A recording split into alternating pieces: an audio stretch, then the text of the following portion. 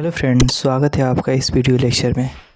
तो इस वीडियो में हम जानेंगे कक्षा 9वीं का प्रश्नावली 1.1 का प्रश्न संख्या 1।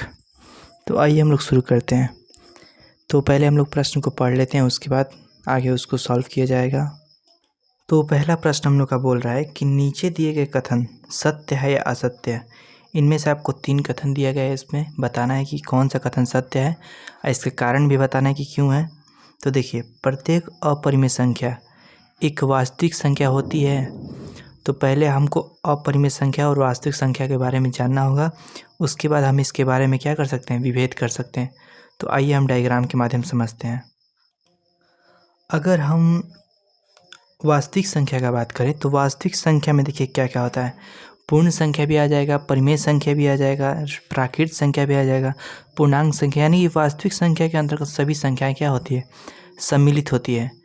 तो बोल रहा है कि अपरिमेय संख्या क्या वास्तविक संख्या के अंतर्गत आएगी। तो हाँ, अपरिमेय संख्या, जैसे मान लीजिए एक यहाँ पे आपको दिया गया है वास्तविक संख्या, यहाँ पर आपको दिया गया क्या, वास्तविक संख्या लिखकर ऐसे वास्तविक संख्या, ठीक है।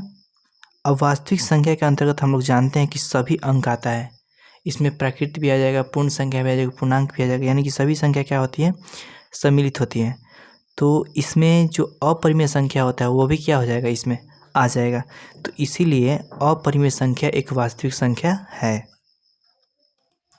तो यहाँ पर पहला कथन क्या हो जाएगा, हम लोग का सत्य हो जाएगा। अब बढ़ते हैं दूसरे कथन की ओर। तो दूसरा कथन देखिए क्या बोलता है, संख्या रेखा का प्रत्येक बिंदु रूट एम के रूप का होता है जहाँ एम एक प्राकृत संख्या है। तो संख्या रेखा को देखते हैं हम पहले। तो जैसे में यहाँ पर देखिए, जो हम लोग का प्राकृत संख्या होता है उसका शुरुआत कहाँ से होता है, उसका शुरुआत होता है 1 से, और 1 से शुरू होकर कहाँ तक जाता है, प्लस इन्फिनिटी तक जाता है। यानी कि जो हम लोग का प्राकृत संख्या होता है उसका शुरू कहाँ से होता है, तो इन्फिनिटी तक जाता है। तो यहाँ पर 1 तो हो जाएगा, रूट 2 भी हो जाएगा, रूट 3 भी हो जाएगा, 4 भी हो जाएगा। तो प्लस वाली जितनी भी संख्याएं होंगी वो प्राकृत संख्या तो हो जाएगी, जिसको रूट एम के रूप में लिखा जा सकता है, जहाँ पर एम क्या होगी, प्राकृत संख्या। लेकिन जब आएगा ऋणात्मक का बात, जब हम लोग का ऋणात्मक का बात आएगा तो ऋणात्मक संख्याएं क्या होती है, प्राकृत संख्या नहीं होती है। ऋणात्मक संख्या जो होती है क्या होती है, प्राकृत संख्या नहीं होती है, जिसके कारण जो हमारा कथन है वो क्या हो जाएगा, असत्य हो जाएगा। तो यहाँ पर हम लिखेंगे कथन में, तो यहाँ पर हमने लिख लिया कि असत्य है, क्योंकि कोई भी ऋण संख्या किसी प्राकृत संख्या का वर्गमूल नहीं हो सकती। क्योंकि जो प्राकृत संख्या जो ऋण संख्या होती है उसको प्राकृत संख्या के अंतर्गत नहीं रखा जाता, जिसके कारण जो हमारा प्राकृत संख्या होगा ऋण संख्या के अंतर्गत नहीं आएगा, जिसके कारण ये कथन क्या हो जाएगा, असत्य हो जाएगा। अब तीसरे कथन की ओर बढ़ते हैं। तो तीसरा कथन देखिए क्या बोल रहा है कि प्रत्येक वास्तविक संख्या एक अपरिमेय संख्या हो सकती है। तो यहाँ पर हम देखते हैं कि वास्तविक संख्या जो होती है उसमें ये सभी संख्याएं क्या रहती है, सम्मिलित रहती है।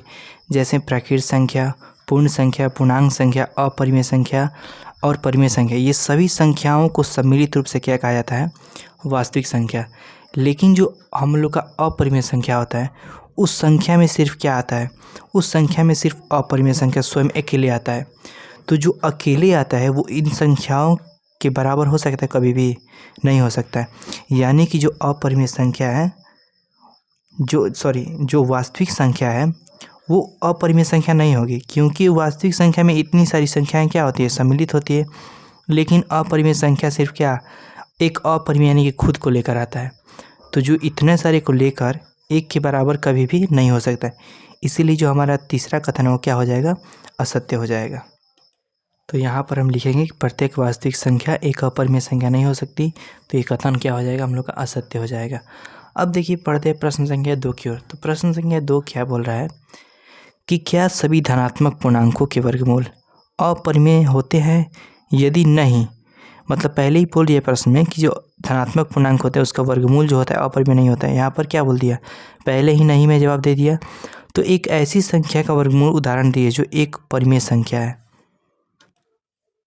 तो यहाँ पर हमने लिख लिया कि नहीं, सभी धनात्मक पूर्णांकों के वर्गमूल अपरिमेय नहीं होते हैं। उसके बाद पूछ रहा है कि एक ऐसा उदाहरण दीजिए जो क्या हो, परिमेय संख्या हो। तो रूट 1 का वर्गमूल क्या होता है, 1 होता है। तो यहाँ पर रूट ए का वर्गमूल क्या होता है, 1 होता है। तो 1 के बटे में 1, जिसे p बटे q के रूप में लिख सकते हैं। और यहाँ p भी पूर्णांक है, q भी पूर्णांक है, q नॉट इक्वल टू 0 है, तो इसलिए एक परिमेय संख्या का उदाहरण है। उसी प्रकार यहाँ पर 4 का वर्गमूल कितना होता है, 2 होता है। 2 के बटे में 1, तो ये भी क्या है, एक परिमेय संख्या का उदाहरण है। यहाँ पर रूट 9 है तो इसका 3 हो जाएगा वर्गमूल, ये भी एक परिमेय संख्या है। यहाँ पर 16 का 4 हो जाएगा, ये भी एक परिमेय संख्या है।